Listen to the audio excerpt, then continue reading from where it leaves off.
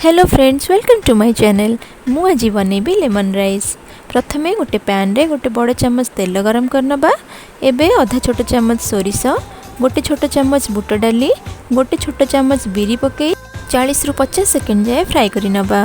Gas रो flame को लो रे ही रखिबा। भुर्संग पत्र, सुखिला लंका, कंचा लंका पकई सटे करनबा।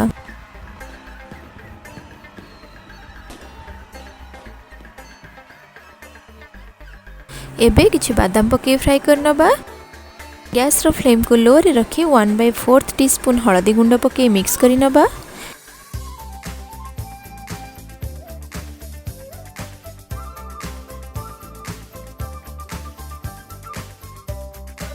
एबे भात को ऐड करनबा। लूण, लेमन जूस 2 टेबलस्पून पके भल भाबरे मिक्स करनबा। गोटे मिनिट जाए लो रु मीडियम फ्लेम रे फ्राई करिबा।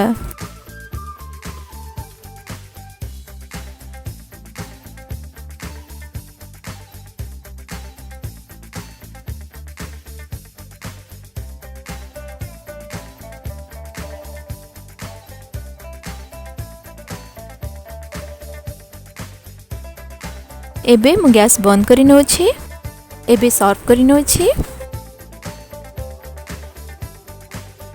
एबे हमर सिंपल आउ यम्मी लेमन राइस रेडी हो जाइछि।